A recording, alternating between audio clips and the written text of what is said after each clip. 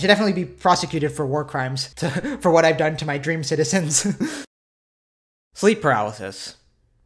2 out of 10, do not recommend. I would know actually because I'm somebody who experiences sleep paralysis on a regular basis. Sometimes like up to once a week.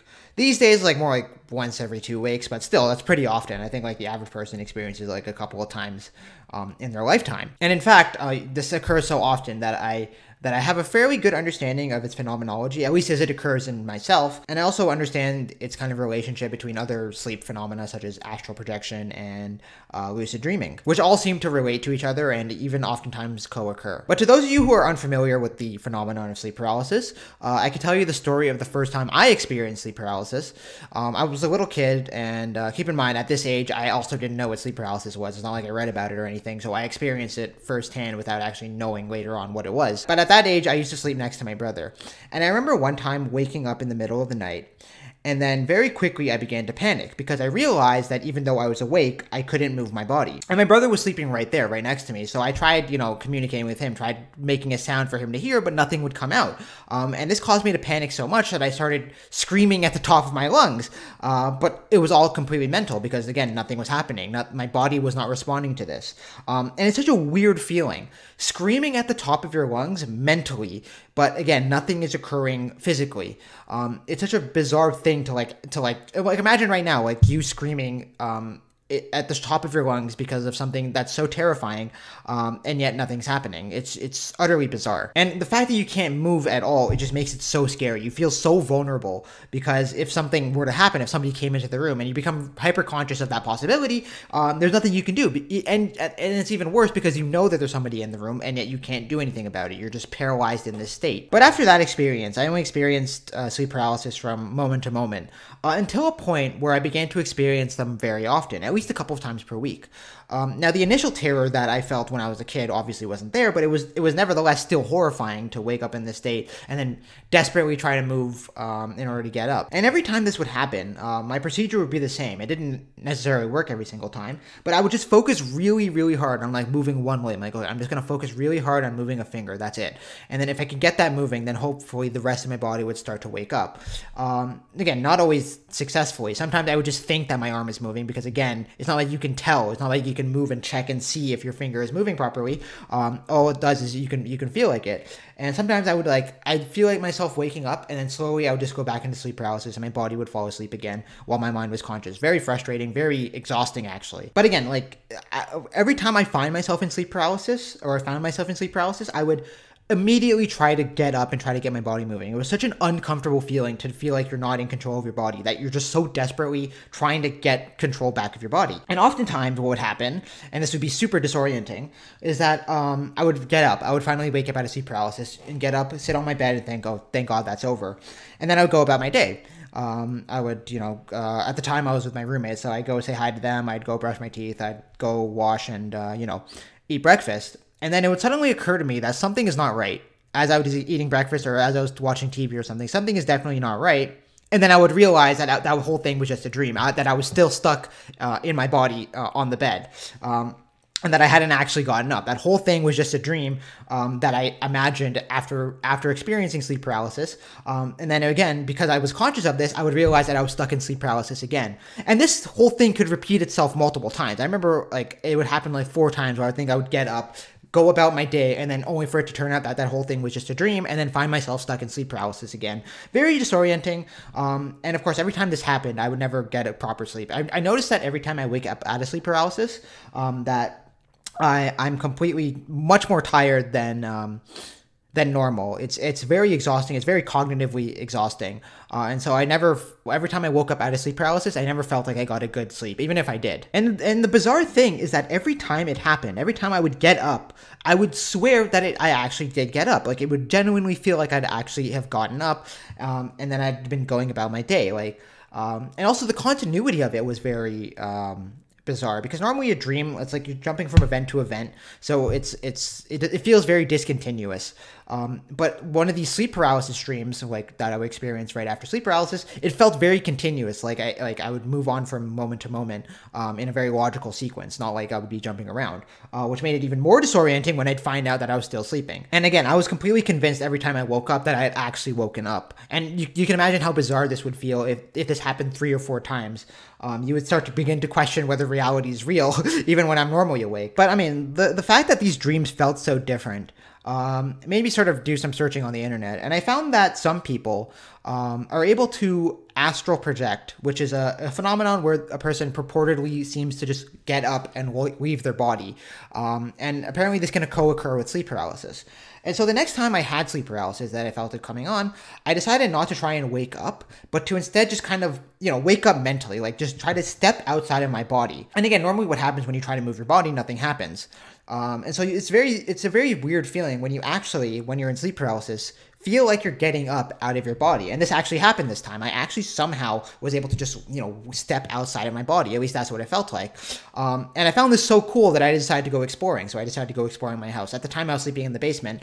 And I went upstairs and I went up to the, to the main room, and I found my dad there. And I was like, wondering, why are you here? Why? And I don't remember exactly what he said. But then I woke up out of that dream and I was like, oh, that was pretty cool. And it really did feel like I just stepped outside of my body and then explored my environment as this astral being. And now you may be asking yourself whether I actually think this happened, whether I actually left my body. And after experimenting a bunch with this, I've come to the conclusion personally that you are not leaving your body. It just really, really feels like that. What I think is happening is that, your brain and your head, you have a good spatial awareness of your surroundings, especially like a familiar place, like your home, for example. You have a kind of mental map of that. So it makes sense for you to be able to explore that mental map inside your own head, while it feels like it's real. Because one time this happened when I was sleeping in my mom's apartment. And then when I went into the main room, I noticed that the furniture was all in different places. Like it was not an exact replica of the actual room. And so after that, I kind of began to suspect that, okay, maybe it's not necessarily that I'm actually like a spirit being walking in the spirit plane or whatever the hell, but rather that I was just inside my own head and it was just my spatial awareness of my environment, which could explain why things were rearranged. So no, I don't actually think you're leaving your body, at least for this experience. But let's get back to sleep paralysis, because this is what this video is supposed to be about. For a while, I couldn't help but be utterly afraid whenever sleep paralysis occurred. And keep in mind, it would happen like a couple times per week. And in fact, it began to happen so commonly that I became familiar with the signs of it happening.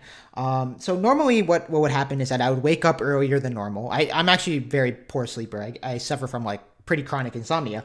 But so what would happen is I would wake up earlier than normal and then go back to sleep to kind of just sleep in. But then as I'm falling asleep, I could feel that that my body is becoming stiff and my body's falling asleep before my brain. And of course that's how I knew sleep paralysis was coming on. And so right away, desperately, I would try to move into a different position and maybe it would just stop, or I would just get up and deal with it because I didn't want to get stuck in sleep paralysis. It would be such a paralyzing experience that I would just rather wake up and be tired than, go back to sleep and potentially risk being stuck in this state. And in fact, this is actually how I have sleep paralysis intentionally. I know that sounds weird. Like, why would you want to do this intentionally? But there's a reason, and I'll explain it towards the end of the video. But again, all I have to do is wake up earlier than normal. Sometimes turn a light on, because I noticed that helps.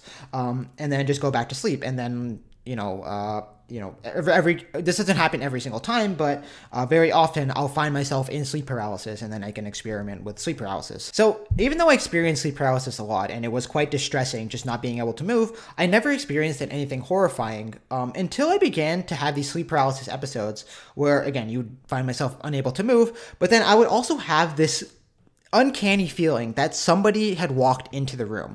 Now that somebody could be anybody. Sometimes it was just like my friends or something, but sometimes it was a stranger. And I would have the feeling that they were in my room while I was in sleep paralysis. And so more than ever, I needed to wake up, because there's no way I'm going to let somebody walk around my room thinking I'm asleep when actually I'm conscious and I know that they're there. And again, very often I thought this was just like my friend or like one of my family members. But then every once in a while, it would feel like a stranger had walked into my room. And again, it doesn't logically make sense how a stranger could be in my room, but again, logic doesn't exactly matter when you're in this state, and you can, from your perspective, you can definitely perceive somebody in your room. Like, your perceptions come first, you apply logic afterwards, and from a completely perceptual point of view, I did perceive somebody in my room. And so I obviously responded to that with sheer panic and trying to get up really desperately. Not often getting up. Sometimes, again, this whole thing would happen where I'd wake up and then go about my day, and then it turns out it was just a dream. That happens very often, actually. So sometimes that would happen. Sometimes I actually would wake up. But most of the time, I think I would just fall back asleep. And again, sleep paralysis, I've noticed, is a very, very delirious state. You can't reason properly in this mental state because, again, you're panicking. And so anytime you panic, you can't think clearly. And so whatever's happening and whatever you're perceiving isn't 100% clear. Even if it felt like somebody was in the room, it's not like a certainty. It's just like that vague feeling that you know somebody else is in the room with you. But things became far more terrifying. In fact, fairly recently, I would say. One time I woke up in sleep paralysis. And again, it's hard to tell if your eyes are actually open or if you're just dreaming it, but it felt like my eyes were open. And I perceived this cloaked, hooded figure floating above me. Like just floating there, like right above my chest. And I can only see the bottom part of its robe because from my perspective, I'm kind of like looking up at it like this. And so I can't actually like look and, you know, see the whole thing. I just see the kind of bottom part of its robe, but it's definitely just hanging there. And again, I'm trying to desperately lift my head to come see it. And it feels so exhausting. Like my head weighs like 1,000 pounds or something to just lift my head to be able to look at this thing and see what it is because it was freaking me out. And the second I was able to do it and lifted my head and looked at it, it just kind of vanished. It just disappeared, which was even more freaky because I expected it to be something in my room that I was just perceiving differently, like something in the back on the back wall. But no, the second I look at it, it just vanishes, which freaked me out even more. And another time I woke up in sleep paralysis. This was actually before this code thing, so I probably should have mentioned it first. I woke up and I felt like there was something in the room. But before I could even think, something like this ghost-like phantom girl thing with an utterly horrifying face just comes on top of me and looks at me like it's this close to my face. It's just looking at me, and his head is kind of twitching violently and shaking. And I was like, what the hell? And it looked a lot like that PT girl. If you know the video game PT or the video game demo PT, it looked a lot like that girl. And it was just in my face looking at me, kind of twitching. And of course, this was horrifying and it's way too much for me. So I tried to move my head to the side to not look at it, but I moved my head to the side and then it just moved here. Like it was just, and it started shaking violently. And it felt like my eyes were open and I was seeing this. But again, it was so delirious that I couldn't 100% tell. Another weird thing about this face that it was in my face is that it didn't feel like it was making any sound other than just kind of like, like breathing, like very intensely inhaling, but not really exhaling. But otherwise it didn't make any sound, which is also unnerving for its own reasons. But yeah, that was pretty creepy. Thankfully, that whole thing was pretty brief, and I kind of put it out of my mind, like I just didn't think about it. But then another time, and this was fairly recently, at least as far as I could tell. Ever since lockdown, I've forgotten what the word recently means. It could have been a year ago, as far as I could tell. But another time, however, was again I woke up in sleep paralysis, and this time I was able to kind of like look a little bit around the room, and as I kind of looked up and looked at my chest, remember I was laying down like this, and I looked up at my chest. On my chest, sitting there, was a demon. I'll try to see if I can find a picture to demonstrate what it looked like. It wasn't super big, but it was crystal clear in how it looked. Like, extremely vivid and extremely real. As far as I could tell from my perspective, there literally was a demon sitting on my chest. And it wasn't like some CGI computer-generated crap either. It was like a real, literal demon. Like, as bizarre as that sounds, it felt like it was genuinely there. And it began to jump up and down on my chest. And every time it would bounce up and down, my chest would go like this. Like, it would jump like this, and then my chest would go up. And as I was seeing this, and I was seeing it very vividly, the whole time I was thinking like, oh, Jesus Christ, why is this happening to me?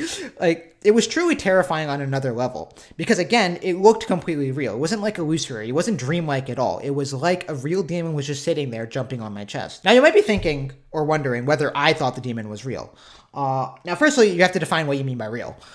Because I know beyond a shadow of a doubt that my mind produced whatever this entity is. But I also know from my perspective that it was as clear as day. It was like seeing a real demon sitting there.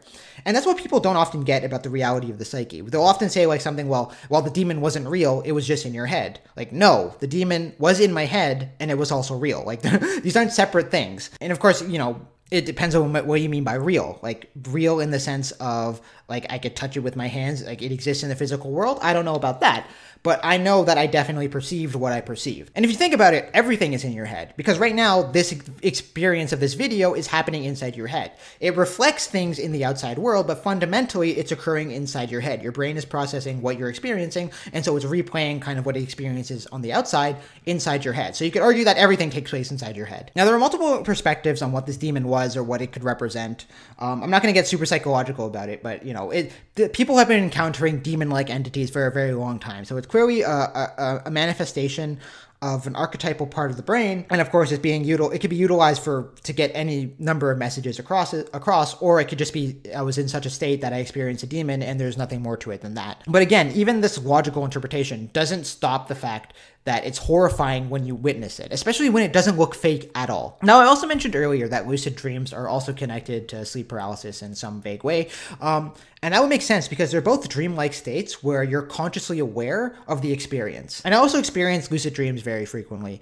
I first learned about the connection between lucid dreams and sleep paralysis when one time I woke up in sleep paralysis. And again, the normal thing is to panic and fear and try to move one of my fingers or one of my toes until I'm able to get up. But this time I decided, no, I'm just going to stay calm and I'm just going to be conscious of the experience. I'm not going to freak out. I'm just going to let the experience pass and see what happens. And very quickly, I entered this lucid dream. Like it's almost like my brain fell back asleep, but I was conscious enough that I knew that I was dreaming. And it was a really cool lucid dream, actually. And I don't remember like my particular perspective, but I remember seeing like these crazy fractal patterns dancing all over the place. Very cool, actually. But since then, I've learned to approach my sleep paralysis differently. It's very easy to panic in sleep paralysis, obviously, but I think what we need to do and what I should do and what I attempt to do is to stay perfectly calm. Even though it feels like there's somebody in the room, just stay perfectly calm and observe the experience. It's actually a very good opportunity to observe your own psychic state because you're conscious of it. So you can actually, you know, if you want to explore your psyche, this is a good opportunity to do so. You just have to be able to cultivate that sense of staying calm, even though the situation demands that you panic. And many times, as I'm trying to stay calm during this sleep paralysis episode, I would enter into a lucid dream. And then I can explore my dream environment with my consciousness. Now, not every lucid dream that I have seems to be connected to sleep paralysis, but very often, the reason the reason I decide to enter sleep paralysis intentionally is because I know that it'll lead to a lucid dream. So whenever I want a lucid dream and I want to explore my own psyche, this is what I do. And you can try that as well, because I know that this actually does work for some people, but I find that the majority of people don't experience anything like this, but you can give it a shot yourself. So just try to wake up a bit early and then go back to sleep. Maybe like sleep on your back facing straight up. Maybe leave like a light on or something and just give it a shot. And if it works, it works. But if it doesn't, it doesn't. And if you accidentally enter sleep paralysis, apologies. Try to stay calm. Just chill out. It'll be over soon. Probably, hopefully. Anyways, so having experienced lucid dreams so many times, I can tell you what my impression of them is. And first of all, I noticed that it's actually very hard to stay lucid throughout the duration of a lucid dream. You notice very quickly that your consciousness drifts away. Because again, in a dream, if you're actually conscious of a dream, the first thing you notice is how absurd it is. But sometimes you get lost in the absurdity and then it feels like the dream kind of absorbs you in the sense that you lose your consciousness and you just kind of go along with it. So it's very hard to actually stay lucid and stay aware of the fact that it's a dream. But if you can hold on to your consciousness, you can do a lot of fun things. And what I noticed is how mesmerizingly beautiful dreams can be. For example, one time I remember looking up at the sky, the piercing blue sky, and in the sky, the moon was there, but for some reason it was super close to the earth, like it was enveloping the entire sky. And it was so cool to see. And I remember, you know, because this was a lucid dream, I decided to try and fly to the moon. I don't actually recall ever getting there. I remember flying very, very high up before like something happened. But in any case, this is something also you can do in lucid dreams. The more you understand how to lucid dream and the more conscious you are in your dreams, the more you can do and the more you can experiment with things. So I'd often like fly around these cityscapes and like land on buildings, and it's really, really cool. Like, I'm not gonna lie, it's utterly strange, lucid dreams and dreams in general, especially when you're able to explore them. They're so much more detailed than our memories would allow. Because again, it's very hard to remember dreams, and so when you look back at a dream, you probably don't think of it as being very lucid or being very vivid. But if you actually take the time to look at your environment, you'll notice that it's actually very, very detailed. At least in my experience, it was. And of course, you know, experimenting with a lucid dream, you can have lots of fun. So one time I gained the ability to throw thunderbolts, and I started chucking thunderbolts at ongoing traffic. I'm kind of a supervillain, actually, in my dreams. I should definitely be prosecuted for war crimes for what I've done to my dream citizens. But But the most common experiment I perform, because again, this is a state of mind where you can experiment with your psyche and explore the psyche. But the most common experiment I perform, and I do it almost every single time I lucid dream, and every time I do this, I'm utterly mind blown, and I honestly, it's so perplexing. But essentially what I would do is I would just take a moment to look very intently at something in my environment, like just focus on it. Just keep my eyes fixed on it and look at the details. So I'll look at a building, for example, or I'll look at the sun, for example, and anything in my dream environment. And every time I do this, I think to myself, how is this even possible? Because when I look at these objects, it looks like it's perfectly detailed. Like it's as detailed as it would be in the real world. Like, for example, I'd look at the palm of my hand, and like you could do this now. Like look at the palm of your hand and just look how detailed it is. Like you see all the lines. It's an enormous amount of detail. But I swear to you, if you have a lucid dream, and maybe this isn't for everybody, but you should give it a shot if you have a chance, look at your hand inside a lucid dream and just notice the details. And what I noticed is that my hand in a lucid dream is as detailed as it is in the real life. Maybe it doesn't look the same, but it's as detailed. It's like I'm looking at a real hand, especially if you look at it, very focused, with very focused intent. Every single time I would like pluck a leaf off of a tree and just look at it, and then I'll be like, this is a real leaf. Like this is as detailed as a real leaf. What the hell? It didn't make sense to me because in a dream, it feels like everything should be lower res, like it should be more fantastical, but less detailed than real life. Obviously, real life should be more detailed than a dream, right? Because your brain is just recreating a dream.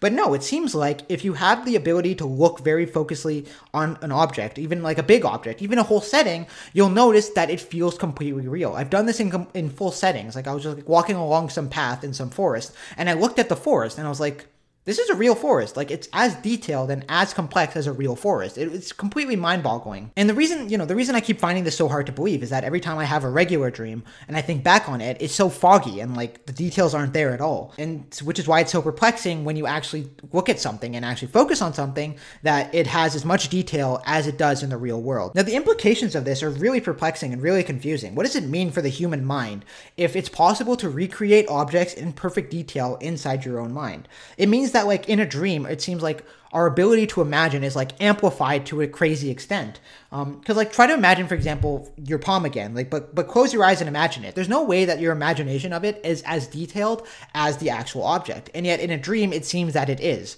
And so it seems like our imagination capacity is on overdrive in dreams.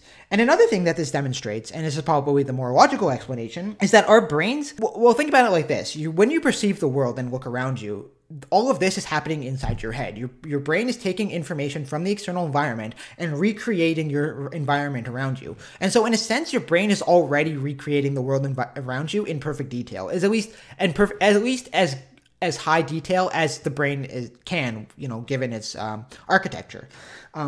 And so it does kind of make sense that the brain can do this automatically without so for example, I'm looking at the camera and I know that photons from the camera are hitting my eyes and that's what creates the experience of the camera. But it's also possible for me to close my eyes and not have that visual input, but also recreate the camera perfectly inside my brain, because that's what's happening when I look at it. The difference being is that the external input, I turn off the input and then I recreate the experience without the input. And it makes sense for the brain to be able to do that, but it is really crazy. And I think, in my own opinion is that this is confirmed. This idea is confirmed because I've seen it so many times. I've done this experiment maybe 30 times, and every time I'm like, what the hell? That's insane. But so for me, it's confirmed. But of course, I think more people should do this experiment and, experiment with their dreams and confirm what I'm saying. Because I am somebody who explores my psyche a lot and the average person doesn't. But if you do have the chance to explore your psyche to this extent and you have a lucid dream, try to remember this conversation that I had with you, and try to remember to examine your environment, because it's not easy to remember. When you have a lucid dream, the first thing you do is start flying and start going crazy. But try to do this. Try to look at your environment and see how your environment is composed and see how much detail there is. And if you find that the detail is exactly the same as in the real world, let me know, because that would be great. And also let me know if it doesn't, because it would be great to know what your experiences are. But yeah, anyways, hope you had fun. That was my Halloween special. Hopefully it wasn't too scary. It ended up not being too scary. From my perspective, it was terrifying as shit, but it depends how good I am at conveying the stories. But anyways, have a good day. Happy Halloween, and I'll see you on the next one. Take care.